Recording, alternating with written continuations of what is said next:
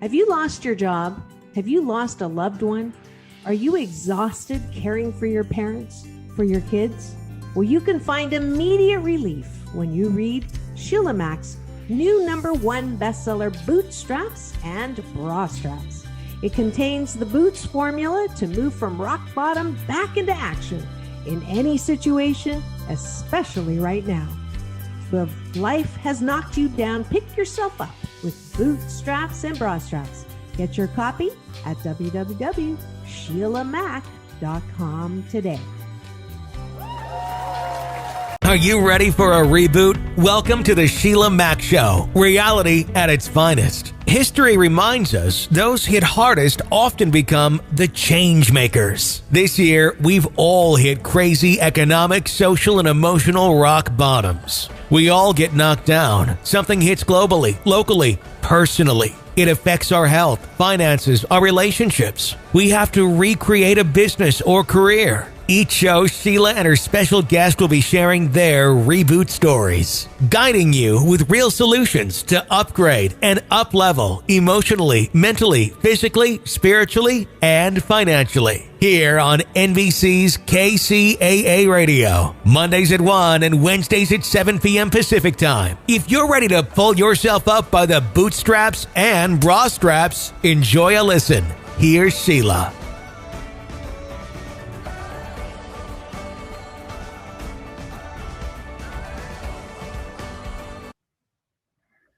Welcome to the Sheila Mack Show, reality at its finest. Here we have real people sharing real stories and actionable steps to help you reinvent, rebuild, and reboot your business and personal life on your terms.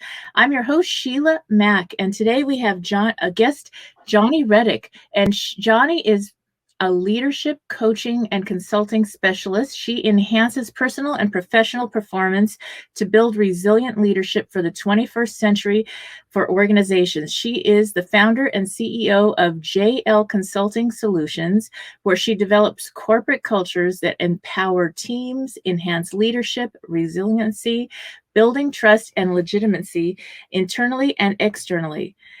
She has 29 years career history in law enforcement, where she became a police executive within the top 1% of her organization of over 1,100 employees and industry-wide, in the top tier of women leadership in policing. She blends her life of being a biracial feminine police chief into her leadership speaking engagements surrounding DEI, gender equality, and her balance of work life in this very dangerous profession. Her progression from frontline police work to executive leadership in a large state agency serving the entire state of California generated her passion for building resiliency in organizational cultures. She has provided consultation, coaching, and training for thousands of personnel in the corporate, education, and government nonprofit sectors. All right, welcome to the show, Jonni. Yeah, welcome. Thank you for having me. Wow. So that's quite a career. So one of the things that I like to start off with the show started with my best-selling new book, Bootstraps and Bra Straps, the formula to go from rock bottom back into action in any situation. And of course, this last 12 months, I think we've had every situation that we could never even imagine before 2020. And so I'd like to start off with maybe if you have a story about your business or personal life where you hit a tough situation and how you got back on track. Yeah, no, thank you. Yeah, so I was thinking about this, and when I was early on in my career in law enforcement, I came on at 21, and I remember a very dark period in my life, which I thought was momentary, where I felt isolated, I felt alone, I felt overwhelmed by the gravity of the work. We see a lot of death, there's a lot of stress, there's a lot of hypervigilance that takes place in policing. And, I was 21, just turned 22. I was living away from home and I was experiencing depression. And I didn't realize what I was experiencing, but I was having thoughts of wanting to take my own life. And, I have a gun, I have the ability to do so. And it was a very difficult time. I didn't realize what I was experiencing. And some of the things that helped kind of pull me out of that moment were a simple change in my environment, a change in the things I was doing. I was working graveyards for a long period of time. But what I didn't realize is that cumulative experience over 29 years, I didn't really address it. I didn't go to any kind of counseling. I didn't really speak to anybody. I stayed silent because in policing, you know, if you have a psychological issue, you could lose your job. You could have your, you know, weapon taken away from you. So I was afraid to share it with anybody. And I was embarrassed as well because it seemed like something I should cope with. Well, fast forward about 20, probably 15 years, and I had an officer who was killed in the line of duty in one of my commands. And it was extremely traumatic for the family. I mean, it's indescribable. But what I didn't realize for myself was because I didn't address what I was experiencing early on in my career, and then the accumulation of all the other traumatic events that I'd experienced in those 15 or 17 years, when this incident happened, it literally shattered and devastated me internally. Externally, I tried not to let anybody see once again because I'm in command leadership. But inside, I was crumbling, and I realized for the first time I couldn't solve this one on my own because I was having those thoughts again in a very it was bigger, it was magnified way. And so you know, I'm a believer in Christ, so I have a faith. However, I felt so far away from any type of help in that way. So I sought out therapy. I went to go see a counselor, which again, it's confidential, but I also didn't want to tell anybody because I didn't want anybody to think psychologically I couldn't function and do my job. You know, there's a standard of expectation of what you should do in policing, and I was a female commander, and I was the first female commander in that particular command. And so what I discovered through those counseling sessions, though, were very eye-opening, that by simply seeking help and actually stepping into the help, that what I was experiencing wasn't so abnormal from what other people might experience in different ways. Policing may be different, but it made me feel a bit normal. And they were able to give me coping skills and things to be able to work through that. And so here all this time, I'm always helping my employees and, you know, cultivating good things for them to do. And then all along the way, I wasn't doing that for myself. And so it was a very big paradigm shift for me. And it took a while for that to happen. Oh, that's incredible. So if you're listening in now, remember, ask for help when you need it. It's always okay to ask for help when you need it. And one thing I share on every show is about the 211, which is something that people may need. You may never have needed anything, any resource before, but now with job loss, business closures, and different things going on, maybe you have someone at home or you're struggling with depression, an addiction, different situations. Maybe you need help getting food on your table or finding a new job. So if you Google or dial 211 in your state or province in Canada, you'll be able to get resources and help you need to get back on track. And it just helps you get back on track faster. And it's easier that way. And it's something, just keep that in mind to share with a loved one or post at work, because people, they might not want to say anything or share. You didn't want to share with everybody else at work. But if they saw that poster, then it's like, oh, there is help. I can get counseling, I can get help, or maybe for a loved one. And so that's really important. Now, you started very young. I have children older than when you started, older 21 when you started in the police force. Wow. So you did your training and went right into that career. That is a tough career. Yeah, no, it was more of, you know, I had come up raised by a single mother who was struggling with her own drug addiction, mostly prescription drugs, because she was a registered nurse. So she would have instability, you know, financially, if she'd be working or not working. You know, oftentimes I grew up with family members or friends because she might be gone for several days. Sometimes we, would live in a shelter. It just depended on her stability. We would always be pseudo together because she didn't leave me forever in that essence, but she would leave me for spells of time and then come back. And so from that kind of fractured childhood, I didn't like the instability. I didn't like not knowing where we were going to eat. I didn't necessarily like government assistance and having food stamps. And I didn't like where we had to live in, subsidized housing. And I didn't want that for any children that I might have or, my family. So I was a typist clerk for our county when I graduated high school. I only had a few units of college, but I got a job at 18 and became a clerk typist for a small group of social workers. And I enjoyed the job, but it wasn't challenging. And there was a huge ad in the paper when I was 20 and a half for the California Highway Patrol. And I grew up on chips, if anybody remembers Ponce and John. And I thought how cool that would be to go surfing or work along the beach, right? Because I was from the Central Valley here in California. And when I applied, I had no idea what to expect in policing, but I was able to pass the entrance exams. I didn't have a background, so there wasn't a whole lot of background checking. And I had all the other qualifications. And I will tell you that I was not mature enough to start that journey, but I was in. And then I went to training, and I would tell you that it probably took me several years to really understand the maturity and responsibility level of which I was embarking on. Yeah.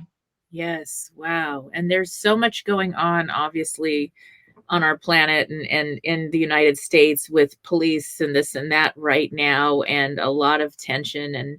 And so there's so many incredible police officers that I mean, when I've had to call 911 a few times in my life, I had people that I went on vacation and I came back and there were people in my house in the middle of the night. I was like, I'm in the house and there's somebody in the other room. And there was like 13 police officers showed up and it was pretty scary.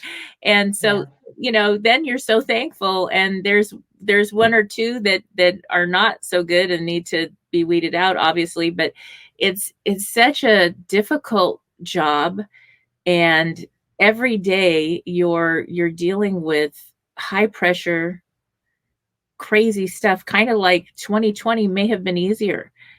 I don't know, because you're used to it. How did that affect you as a person, and as far as getting through something so crazy and crisis when you see crisis every day for a living? Yeah, crisis can look like a lot of things for people, right? And so I've been to hundreds of critical incidents working on my career, from some of our largest forest, fires that we've had in California, being an incident commander for those for thousands of personnel during our shifts, to tragic fatal collisions out on the freeway, to the loss of our own officers who've died, too many to count, especially when you move up in executive leadership, because now, just to give you context, the CHP has over 11,000 employees, and that's across the entire state of California. And out of that, there's over 7,500 roughly sworn officers that do the work. And in a division, we have 8 or 9 of those that spread throughout the entire state. You can have anywhere from 1,500 to 2,000 employees underneath that umbrella. And so that amplifies the number of crisis experiences that you have versus maybe your own when you're working. And so 2020, and now, of course, 2021, with the pandemic and the social unrest and the divisiveness in our country, has created a trauma on people that will take a very long time to heal. And everybody can experience it differently. And what I've realized, especially in leadership, because, now I do consulting in leadership, because I took all my experience from the department of, teaching and training and leading, and I cultivated it into my business, is that leaders are faced with crisis, not only external from all these experiences that are happening, but also internal with having to deal with their employees, maybe stakeholders specific to them, as well as their self, to be resilient and how to be able to respond and be able to be productive, but also be engaged. And, we moved to this remote way of working, right? So you used to be able to walk down the hall and stop in and check on people or maybe grab a bite to eat with them. Now we can't do that.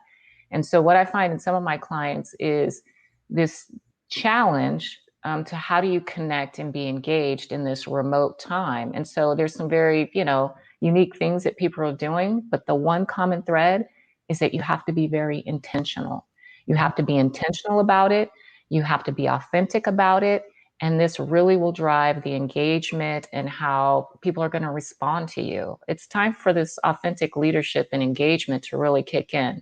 We might have been able to hide that a little bit in the workplace because, you can have intermittent touches throughout the day in the sense of committee meetings or different things like that, and you didn't have to. But now everything has to come through the camera, right? Comes through our, interactions verbally. And so it's a challenging time, and people are experiencing trauma in different ways. Yes. Yes, and I can imagine, I mean, as a business leader myself, you have people that are employees, and now you're on Zoom calls, but they have their kids that are now homeschooled. Maybe their spouse or significant other is home, or they have an elder home they're caring for also. So there's some kind of chaos going on in the other room usually, and they've got to deal with doing work and staying focused and on track in a different environment. An environment makes such a difference in your work life. And then you're kind of pulled into so many different directions. So I'm an entrepreneur. Most of my life, I've been an entrepreneur. It's a little different if you've had that skill than if you go to work every day and you have that structure. So now there's less structure and there's more to do than ever. And that's where that leadership that you're consulting on really can help people, even in a smaller business, to get on track. I would imagine. Yeah. So, some of the things that we don't even sometimes think about. And so that's the beauty of having somebody help you to identify your blind spots, right? Because sometimes we can get so caught up in the mission of the work, and the mission of the work can just be the daily operations, right? Just trying to make the daily grind happen, whatever all of that takes, which is good. But we can't forget that we also have to have a lens that can forecast, that can see the implications of things that are going to be happening, whether they're going to happen in 3 months, 6 months, a year, 2 years, or 3 years. As we know, people will have a strategic vision plan, right? But things are happening exponentially now, especially with the change in, we've had a transition at our highest office. So it creates a transition through every form of government, private industry and everything. So we have to adjust to some things that are going to continually happen. But if we're so caught up in the focus of the day-to-day stuff, it's hard for us to put that lens on. And so what I like to help people think about is how to also create boundaries for themselves and their staff so they can better manage their day and better, consider things that have to be done now, but the things that they really need to start looking at that are coming up, because that'll help reduce some of the stress, right? Yeah. Some of the fatigue that they're going to place on themselves and their employees when you just have a better plan and a better approach to doing things. And sometimes it just takes somebody to help you to identify that. And what I discovered is there's a couple of things. Either your staff hasn't been well trained, and so they have no awareness of what they should be looking at or how they should do it, or you have staff who have decided to be mediocre. And so when you do leadership building and development, you have to be able to identify what the needs are for not only individuals in the company, but maybe the even overall corporate culture, right? Mm-hmm. And so there's effective things that you can do for that. Nobody has to deal with a mediocre employee. There's different ways to be able to develop them through performance and some other things. And then you have those who Maybe they just haven't been exposed. And so I love being able to, dive into that with people who, and executives who haven't really had time to think about it. Not that they're not smart enough or sharp enough, but again, if they're a small business, they're focusing on certain things. If you're a big business, a big corporate business, you get lost in the bigness of what you do. And your expectation is people in your infrastructure, your hierarchy, are doing what they're supposed to do. And occasionally they're not. So that's where further training is needed in your supervisors, your mid-management level. And I enjoy really coaching executives also, not just on their vision or their strategic vision, but what I find a lot is they just need help on mindset. Mm-hmm. It's not that they don't really know or do, but sometimes we all need, that reminder of our own confidence, of our own ability. Maybe they need somebody to sound that out, or help somebody, again, identify those blind spots that they have at their executive level. So. Now, could you give me an example of the boundaries that you help people implement in their businesses? Yeah. So, for example, I have a client and they have a lot of work tasks and projects and things that have to get done. But what I notice is, because I get to sit in sometimes on some of the meetings just as a, observer, and because it's nothing that's confidential can be released. But what I notice is they're not very efficient at what they're doing or effective. And they've created this urgency for whatever the meeting is about, but people who leave don't leave clear with clarified, direction or purpose of what they're going to do. And so part of the boundaries was, sitting down to say, well, what's the priority, right? What are the things that you need to do? Because everything doesn't have to be done at once. Because if you don't create boundaries by creating better priorities, better time management when you're having meetings, and boundaries for yourself on all the work that you're putting into to do something that's not going to be effective or efficient or have good outcomes. And so what we do is we just practice those things, because some people don't know how to make something a priority. They don't know how to necessarily say, this is more important and that can wait. And so we have those conversations to be able to identify that. I also find boundaries are important personally for leaders in their life.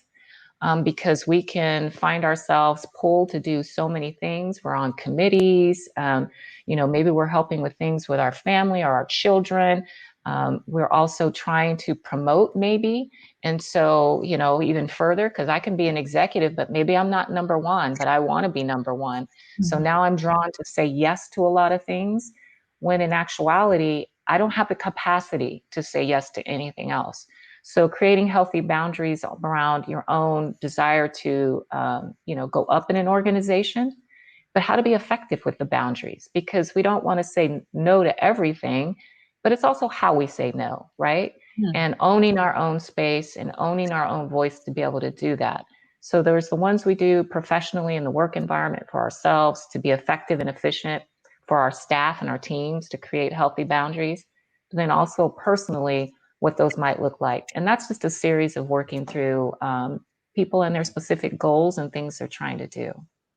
Yes. And I think this year, or starting last year, that line has really changed, because now with family home, the boundaries have shifted. You don't get to have the boundaries you did. You may have children at home. I have college kids that the dorms closed, the college is closed, and they're home, and I'm enjoying every minute of this bonus time with my kids. It's like you have this relationship with your adult kids and you get to know them in a different way, and we're doing fun, crazy things and getting through this, and I'm having a blast with it, but it's difficult because it's such a hard time emotionally for young adults to not be able to go do college stuff that they love. I mean, I have really good students, good kids. I have 6 kids, 3 are adopted, 3 are mine. They're all mine now, and so they're used to doing so much. And they actually were able to get jobs now, not because they really have to work. They're still doing full time, but they're bored. And they were like, hey, I can get out of the house to go work because it's so difficult to just be home. Yeah, absolutely. I mean, you have to find some innovative ways to, keep your mind busy. So, me and my husband have a blended family. We have five altogether. So I have two and he has three, and they're all young adults. And very fortunate that all of the young adults that were, working were able to keep their jobs and work remotely. But my daughter, who is 24, has anxiety, and she's had it since a very young age. And of course, it, became worse during the pandemic because everything began to shut down. She wasn't able to actually go into her job. She had to work from home. Her social life, of course, like everyone else's, was shifted incredibly. And so just really staying engaged with her to find positivity and gratitude, things to be grateful for, things to be, thankful for in the day, all day long, right? And then also interactive things for her to do so she can still be connected to her friends, and you can still socially distance, wear your mask. You can still, go out to the park or do whatever. You just have to do it in a different way.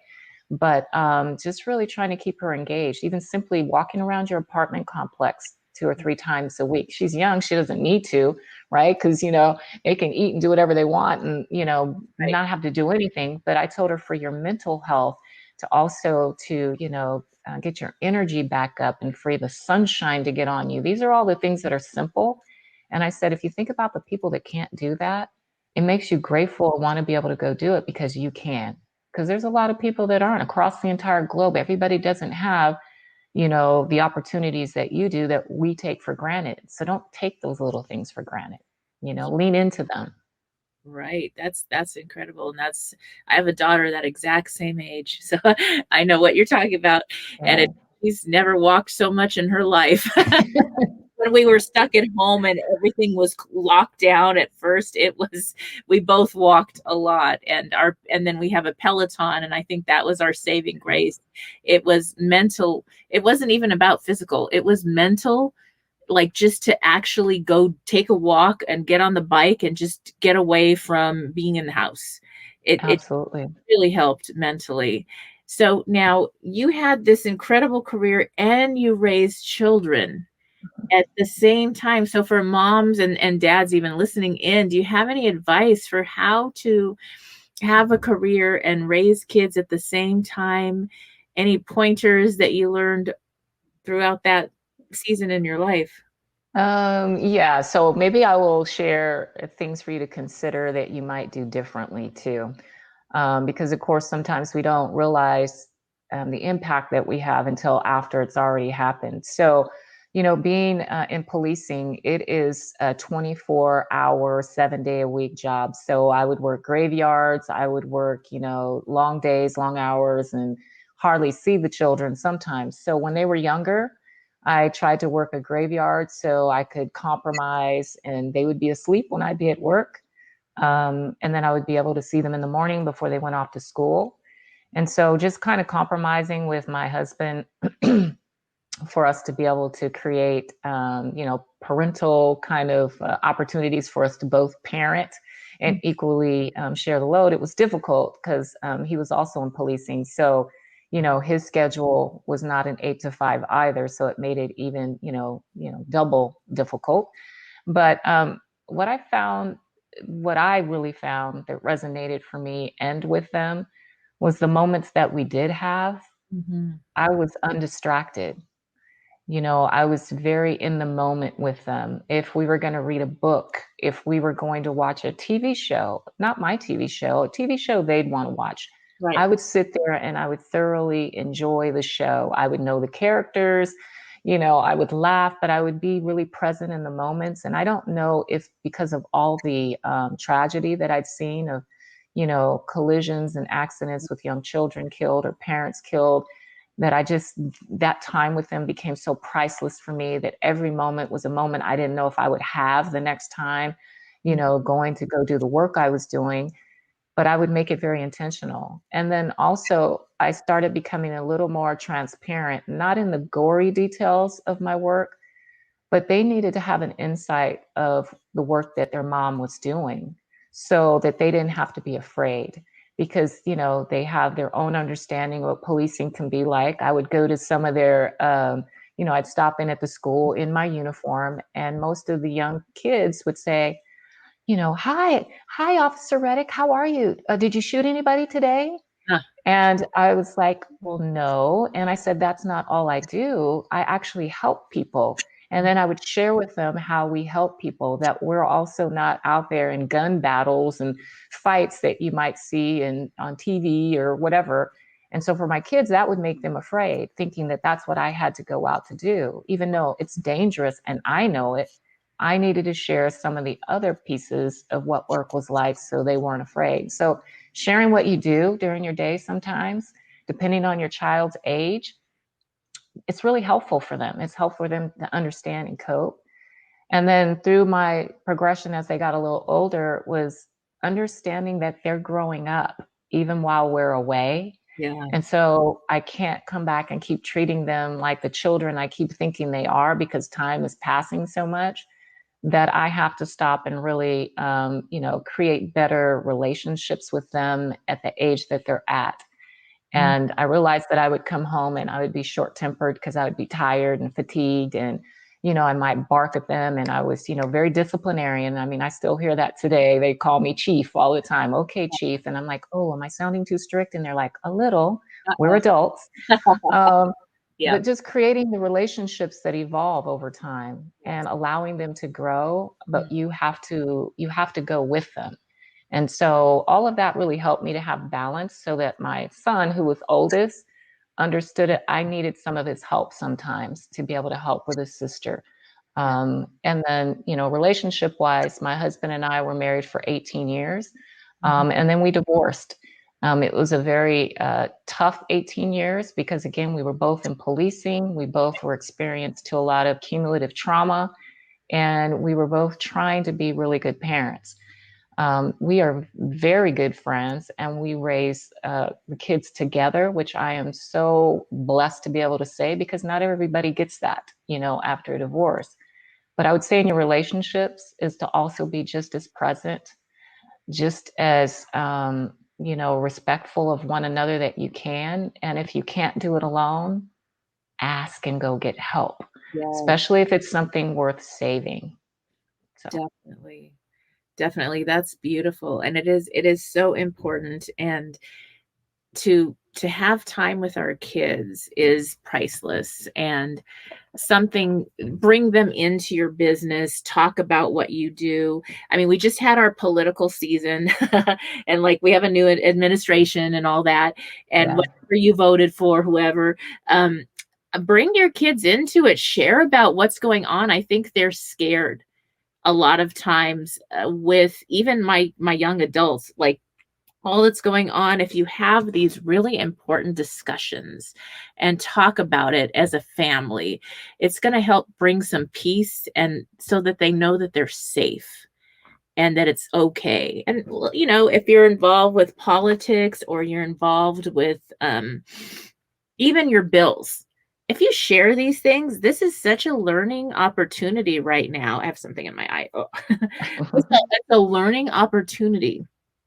Well, and that's one of the things that most, you know, when we think back to school, even, right, to high school, we don't really learn about life. You know, most of our education is about, you know, math and science and history and, you know, these different things.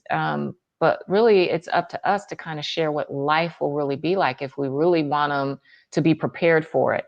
And you know, just like you said, I think that's so important. Something as simple as, do you understand how bills are paid? Because let me tell you, it's a shock for those young adults when they get out there and start paying for the electric bill, the cable bill, the phone bill, you know, they're like, holy cow. And I'm like, yeah, that's called life bills. Those are what those are.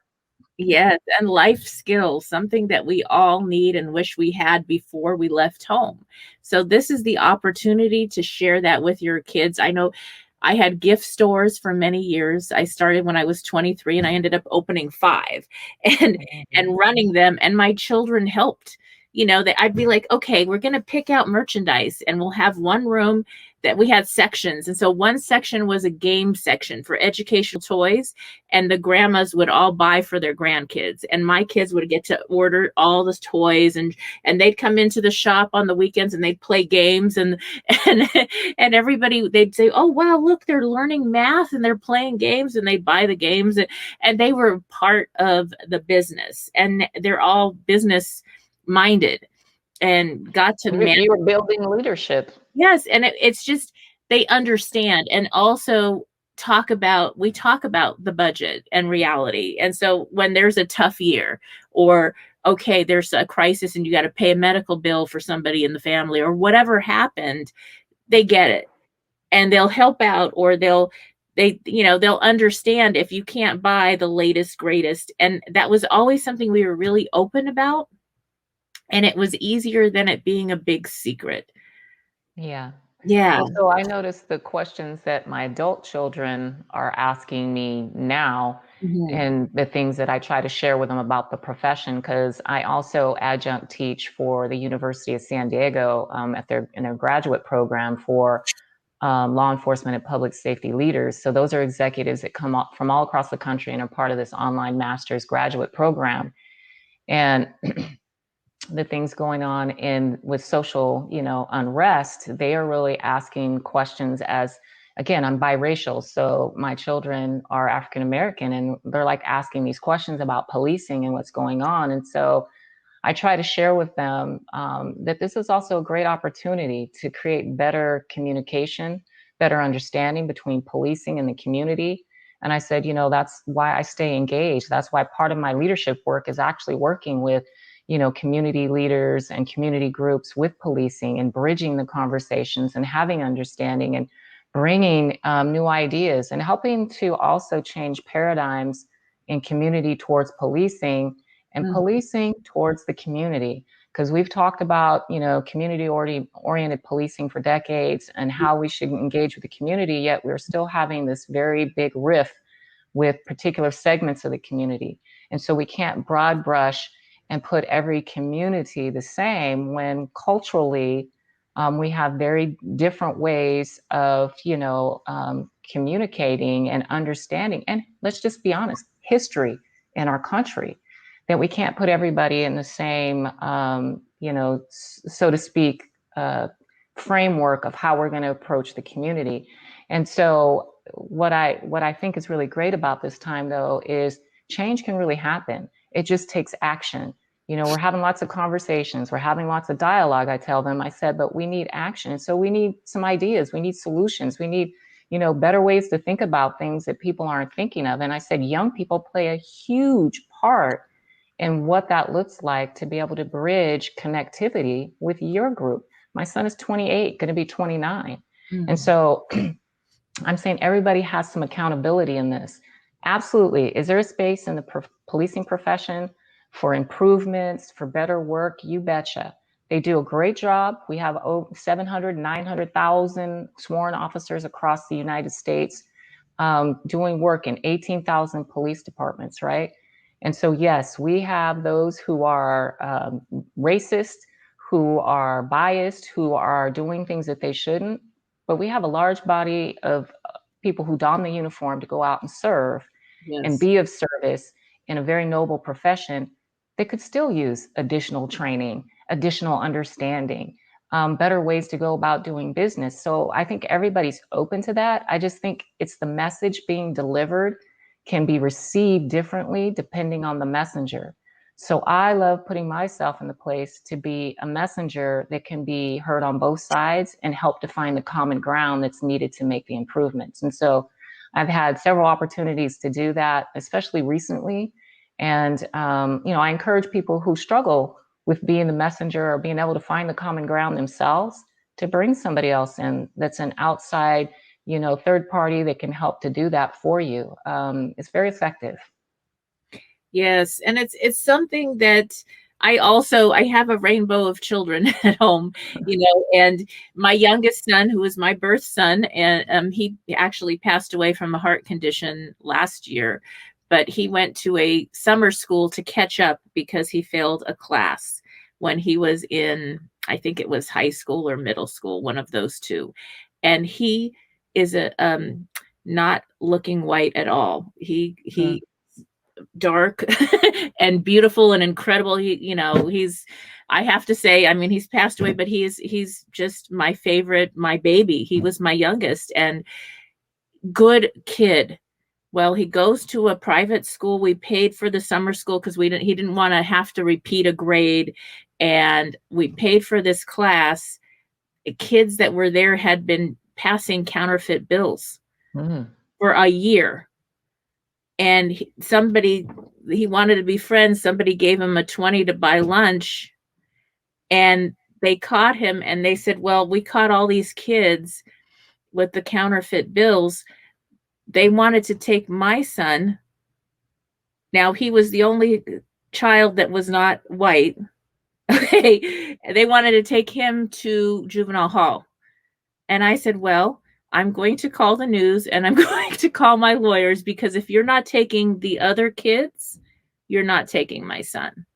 There's absolutely no, either we all go together or nobody goes, because first of all, he barely got here for a few weeks and this has been going on for over a year in your school. So how is this that he brought something? And he had been traveling with me for a year.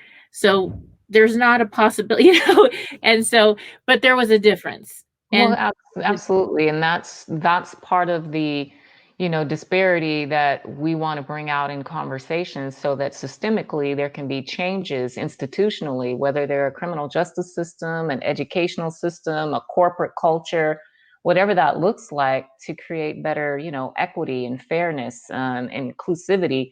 And, sometimes it takes a mother or a parent or somebody stepping up and standing up for what's right, for people to go, hesitate and go, well, wait a minute, maybe we should reevaluate this, because sometimes some children don't have all of that support, right? And so I just think it's really important that, for all of us to be a part of the conversation, but especially after I retired, I didn't want to just go be in Maui on vacation or, working in my garden. I accumulated all my experience, my skills, my knowledge, all of that, to be able to continue to contribute. And I contributed to, like I said, nonprofits, corporate, C-suite. But law enforcement is really the place of my niche. This is where I, work with a lot of executives, especially police chiefs and their organizational culture, on really identifying these things that can make change. Because that very thing that you and your son had to experience, this is what still many are experiencing when they have an interaction with a police officer. Does not make him a racist. It just makes him, he has implicit bias. He is treating someone differently because of their background, their culture, their difference from them, and what they're comfortable or used to. And I know you've had individuals on talk about emotional intelligence and the extreme importance of that. It is extremely important that we continue to have training, more training on emotional intelligence, so that we can slow down and actually interact and engage with people in a humanitarian way, versus always feeling like it has to be this warrior versus guardian, especially in policing. Right. I really feel like the police should be something where you feel safe. And the majority of the time you do. It really is. And it's, we want to be able to call 911 and be able to get help. Now I shared 211 for resources, and we want to be able to have these resources and really have them keep people safe. That's the really important thing. It could change somebody's life. It could save so many lives. We have to have something, somewhere to call. And, again, I would say a large percentage of your police officers, and I know we've heard numbers on the news, 99.999% are all doing good. I don't have the data on that number, but I can tell you, working in policing for so long, all my officers that come to work don't come with the intention to create harm to anybody. But you do have opportunities and moments throughout your career where your behavior and your conduct, if not addressed, can become a slippery slope on how you're going to treat people, period. How you're going to treat people, right? and you can treat them poorly and indifferently, or you can actually cause harm to them. And this is the thing that we're dealing with. Again, there's probably pockets of racism. There's probably lots of implicit biases. But to me, it's really this very inappropriate, unprofessional way that we treat people that is actually allowed, that progresses in an organizational culture if you don't address it. And you can no longer be complicit, because that's what silence is. Also, if we don't hold people accountable in any kind of performance reviews or immediate action taken when you see it, it allows itself to exacerbate. And that becomes your issue on how people are going to start treating people internally with other employees and staff, and externally with your consumers, your clients, the community, whatever that may look like. Right. And is there any, well, I guess, I don't know, since you're retired, but I'm wondering if there's any plans to offer more help and guidance, or psychological checks or something, so that if there's a situation and other officers report, oh, this one person I'm working with, whoa, this isn't working out, or they're having these issues, where they're able to get help really quickly now without pushback or problems that way. So, currently most agencies have processes in place to get employees assistance. If they're dealing with something from a critical incident, or they're having issues where they need to speak to a therapist, most have what's called an employee assistance program. There's also peer support programs. So you have peers that maybe have experienced some things that you have. You can call upon them confidentially and be able to talk to them in an informal way. They're implementing more things for mindfulness and training and practices that help people to, it's almost like meditative, right? So mindfulness could be a lot of things. Practice, it could be like slow your breathing down. They could be incorporating yoga. They might be allowing personnel to be able to work out before or after shift, which we know helps with a lot of physiological and physical aspects of policing due to the hypervigilance all day. So there's a lot of different resources that police agencies have and are expanding into, but it's an evolutionary process, because as we're discovering with more research, more evidence, more data on the impact of policing to actual officers, and then also the interactions with community or those that they come in contact to affect an arrest, there's a lot of research being done to see, how we can balance all those things out, maybe in training, maybe in additional processes, maybe in the type of police officers that are being brought on. But we're finding it's also in the communication, which is the hugest. There's a misunderstanding perceptually by the community on what police do. And there's also a misperception by policing on what the community expectations are. And that's research that's out there. And so that's a huge, disparity when we need to come to some understanding. There's a place for a lot of work in a lot of areas. Yes, that's great. And I'd love to go back to now what you're doing as far as with your consulting work, and what that would look like if a company wanted to work with you. How would they start that, and what does that process look like? So if a company wanted to work with me, so initially what I do is I provide like a capabilities briefing of what I can do, which is a lot of things, right? But I don't like to just throw everything at everybody. So I kind of need to have a needs assessment. So what are you actually wanting to solve? What is the problem that you're having? What is the challenge, that you may be facing in your company? Whether, like I said, it's you as the executive, or it's you with your staff, or does it have to do with your organizational infrastructure or culture? So sometimes I will help them do assessments of processes and programs for better efficiency, identify streamlining, things that maybe they don't need any longer, but maybe there's some things that they want to try that are innovative. I do have, several clients that have issues with diversity, equity, and inclusion.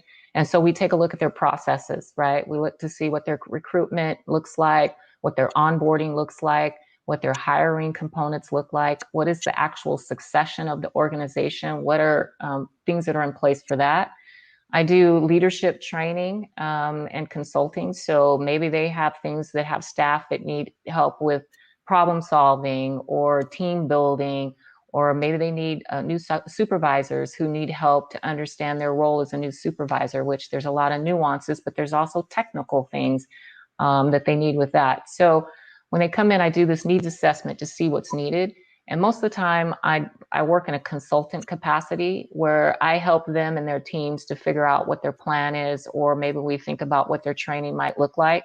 And occasionally, I can come in and provide the actual training for them. I found that most of them like to develop some of their own training so they can continue to have it. And so that works nicely. But if they need me to come in and present training, I will do that. I've been asked to do presentations, especially in this remote space, to come and do an hour and a half or 2 hours of, what we call micro sessions, so to speak, of training based on their needs assessment that they have. And and I do some coaching individually with some executives one-on-one, which I really enjoy. But generally, that is what it is. It's just really identifying what it is that they need, and then us sitting down and coming up with a plan for that. And then I help to deliver that and reach their goals. That's great. And how can people reach you? You can reach me on JLConsulting Solutions. So I have a website. It's the same name. And then also my name is Jonni Redick. You can connect with me on LinkedIn. It also has more of my bio information. It also has how to connect with me on my website. My website has about me. I'm on Instagram at JLConsulting Solutions as well. And so there's lots of ways to connect with me. All right. Well, thank you for being a guest on the show. And I look forward to getting this on the air soon. And so for those that are listening in, stay tuned and we will be back shortly. Thank you so much. If you are just tuning in, this is the Sheila Mack Show, reality at its finest.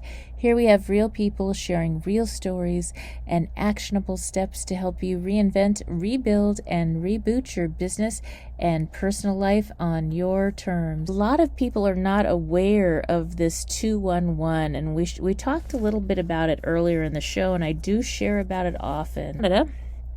211 in your state or province. And if you Google that, you're going to get a list.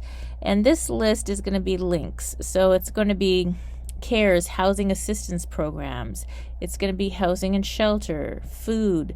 That's like food banks or ways to get help with food, mental health help, addiction and adult protective services, infants and children's support help, health care, help with addictions, licensed health facilities. So that's important if you're dealing with, maybe you have elder care and the facility where your loved one is staying is now getting closed due to COVID or having an issue.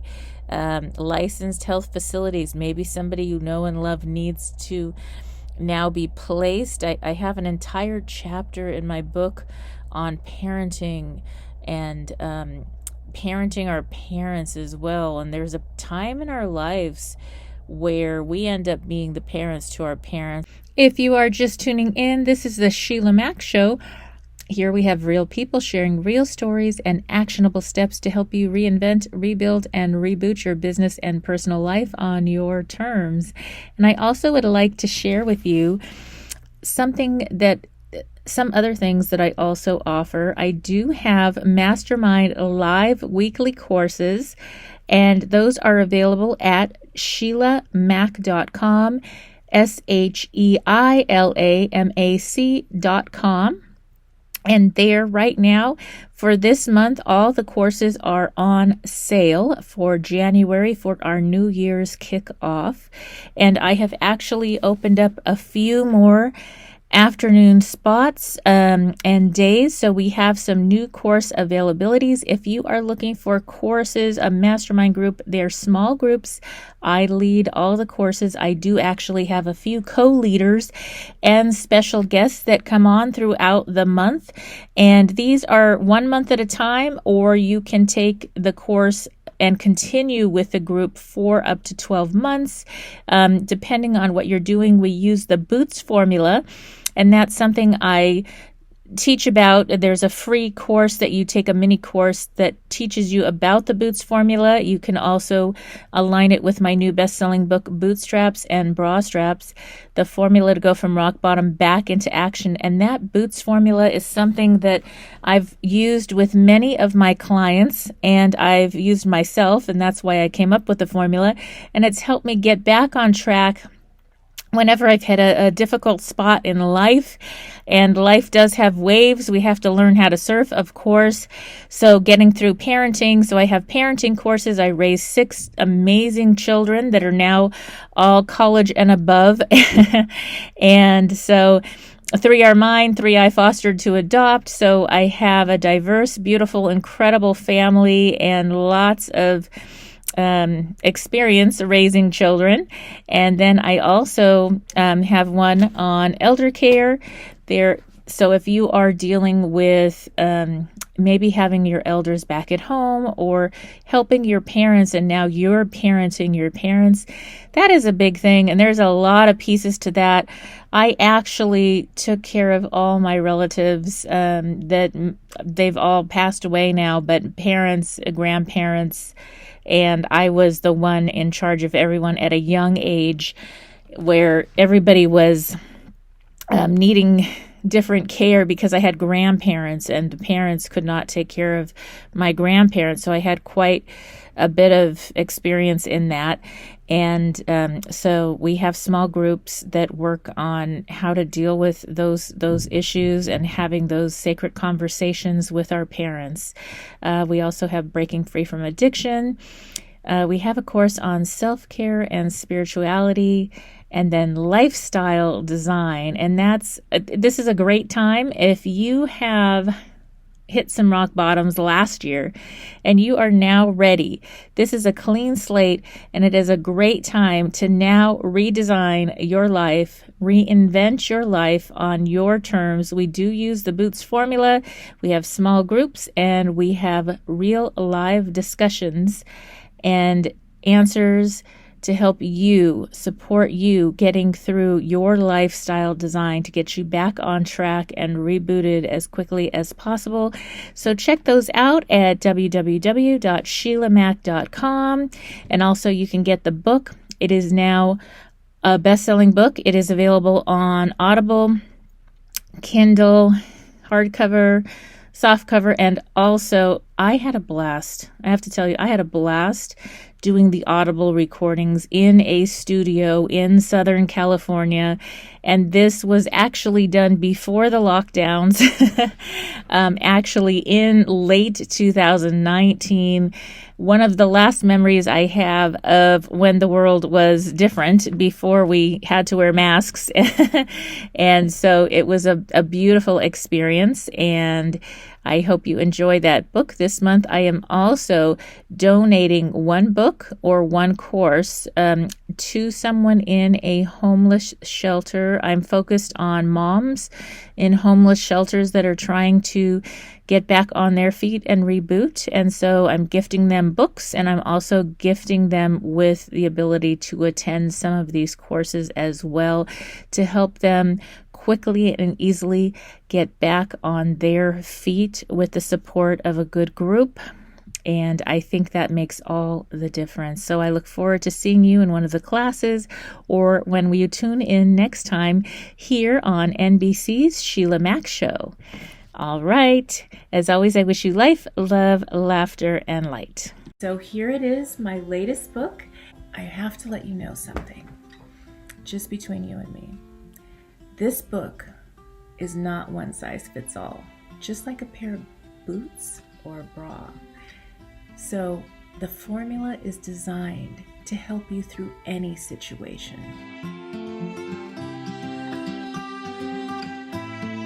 I'd love for you to grab a copy of my new best-selling book, Bootstraps and Bra Straps, the formula to go from rock bottom back into action in any situation. It is now available on Audible as well as on Amazon and Kindle and at www.sheilamac.com.